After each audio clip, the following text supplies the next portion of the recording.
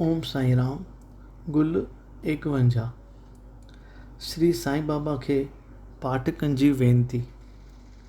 हिन पुस्तक जी आख़िरी सलोचना लिखण जो अंजाम हेमाड पंथ ॾिनो हो, पर संदसि मृत्यु बैदि संदसि कागज़नि जी छानबीन करण ते बि इहो लिखियलु पनो कीन लधो, जंहिं करे बाबा जिन जे धार्मिक ऐं योग्य भक्त श्री बीवी देव इहो लिखी ॾिनो। अॻे हर हिकु धर्मी ग्रंथ जे अंत में विषय सूची वग़ैरह लिखी वेंदी हुई, पर अॼुकल्ह हर कंहिं अध्याय जे मथां लिखण जो रवाज़ चालू आहे। सलोचना बदिरां श्री हेमाड पंथ जो लिखियलु उपसंहार अध्याय ॾिनो वञे थो, जंहिंखे श्री देव किन हंधि दुरुस्त कयो ऐं सुधारियो आहे। हे साईं, मां अव्हांखे वंदना करे याचना कयां थो त मूंखे पंहिंजे शरण में रखिजो, छो त अवीं ई सारे विश्व जा हिकु ई आधार आहियो। अवीं हिकु तुच्छ पाणी जे फुड़े खां वठी पार ब्रह्म परमात्मा ताईं सभिनी जड़ चेतन आकाश पातल ऐं चोॾहनि भवन जी में समायल आहियो। अव्हांजो ई शांति स्वरूप रस सभिनी प्राणियुनि में हिकु समान फैलियल आहे।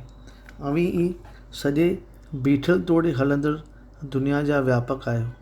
हे साईं बाबा, अवीं त्याग ऐं वैराग जी साक्षात मूर्ति ऐं स्वरूप आहियो। अवीं भक्त विछल आहियो, त पोइ अवीं शरण में आयल दासनि जी रखिया ऐं नज़रदारी कीअं न करे सघंदा।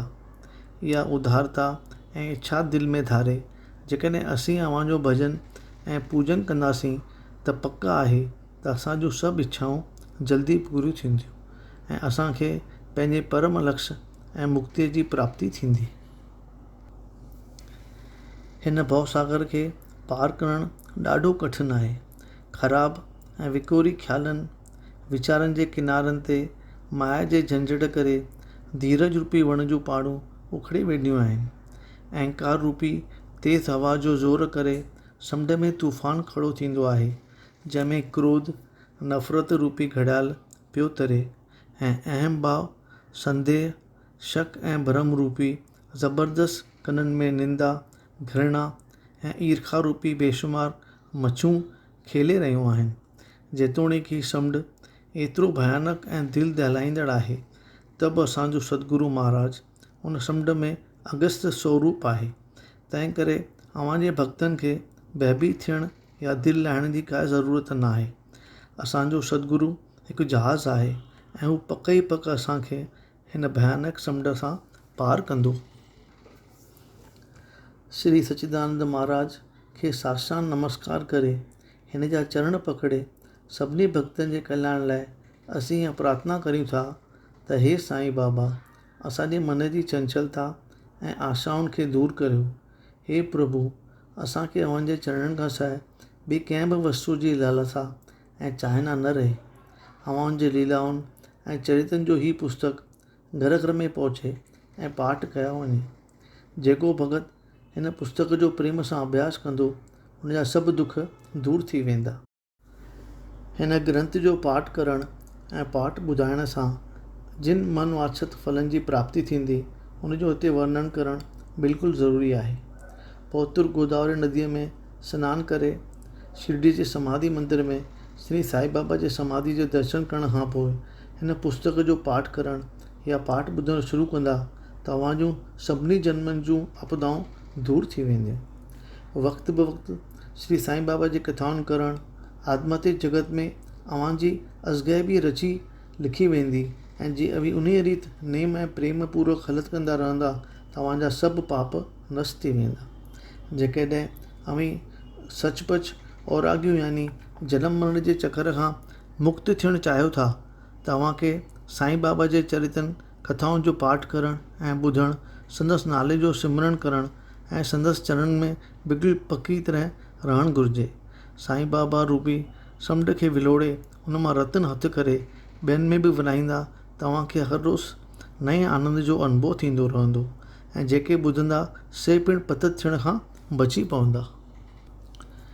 श्री साईं बाबा जे सुंदर स्वरूप जो रोज़ु ध्यानु करण सां थोरे ई वक़्त में हिन जो स्वरूप अव्हांजे अंदर में छपिजी वेंदो ऐं अव्हांजी आत्म अनुभूति जे मार्ग में विख वधंदी रहंदी। आत्मा या ब्रह्म जे मूल प्रकृति खे सम्झणु बिल्कुलु कठिन आहे। तब जे अवी साईं बाबा जे सुगुण स्वरूप जे चिंतन करण जो रस्तो वठंदा, तव्हांजी सवलाई सां उन्नति थींदी रहंदी। जेकॾहिं भक्तगण अनन्य भाव सां साईं बाबा जे शरण में ईंदा त संदसि सभु मोह ऐं ममता मिटिजी वेंदा ऐं बाबा जिन सां अहिड़ी तरह मिली लीन थी वेंदा जीअं नदी समुंड में मिली वेंदी आहे। जेकॾहिं अवी जागृत, सपन या निंड जे कंहिं बि अवस्था में साईं बाबा जे चिंतन में लीन थींदा, तव्हांजो संसारी चकर खां छुटकारो थींदो। सनानु करे प्रेम ऐं श्रद्धा सां हिन धर्मी ग्रंथ जो हिकु हफ़्तो पाठ पढ़ंदा, तव्हांजा सभु कष्ट दूर थी वेंदा। जेके प्रेमी हिन ग्रंथ जो पाठ रोज़ु ॿुधंदा, तिन जा सभु डप लही वेंदा। धन जी चावना रखण वारनि खे धन प्राप्त थींदो ऐं सचनि वापारियुनि खे सफलता मिलंदी। मतिलबु त हर कंहिंखे संदसि श्रद्धा ऐं भक्ति मूजिबि फल मिलंदो। श्रद्धा ऐं भक्ति खां सवाइ कंहिं बि फल जी प्राप्ति थियणु असंभव आहे। जेकॾहिं अवी हिन ग्रंथ जो पाठ आदरपूर्वक कंदा रहंदा त श्री साईं बाबा राज़ी थी अव्हांजे अॻियां दरिद्रता जे पर्दे खे दूर करे ज्ञान धन जो वाधारो कराईंदा। हर रोज़ु एकाग्रचित थी हिन पुस्तक जो पाठ ध्यान सां पढ़ंदा, तव्हांखे बेहद सुख जी प्राप्ति थींदी। जेकॾहिं कंहिंजो ॻुझो मनोरथ हुजे त हू हिन ग्रंथ जो ध्यानपूर्वक अभ्यास करे त हू जन्म जन्मांतर ताईं शुक्रगुज़ारी विझा आनंद सां सिमरन कंदो रहंदो। हिन पुस्तक खे पंहिंजे घर में गुरु पूर्णिमा, गोकुल अष्टमी, रामनवमी ऐं दशहरे जे ॾींहं ते ज़रूरु पढ़णु घुरिजे।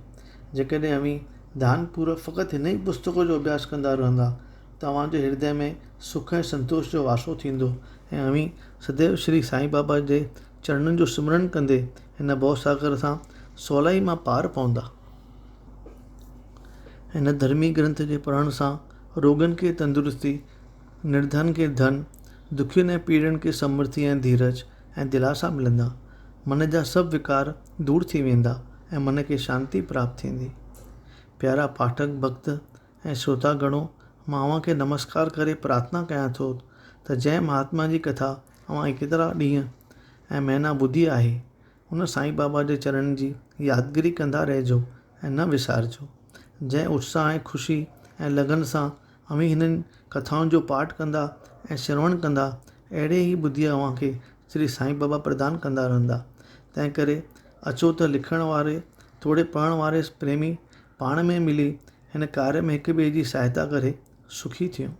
सर्वशक्तिमान परमात्मा खे प्रार्थना करे हेठे प्रसाद ॾेई चाइना कयूं त हे ईश्वर, पाठकनि ऐं भक्तनि खे श्री साईं बाबा जे चरण में पूर्ण ऐं आनंद भक्ति ॾे। हिन जी नज़र में श्री साईं बाबा जो मनोरूप कायम ऐं विराजमान रहे ऐं हू सभिनी पदार्थनि में श्री साईं बाबा जो दर्शन कंदा रहनि। सल इहा प्रार्थना अव्हां वटि क़बूल पए। ओम साईं राम, ओम साईं राम। गुल 51 पूरो थियो।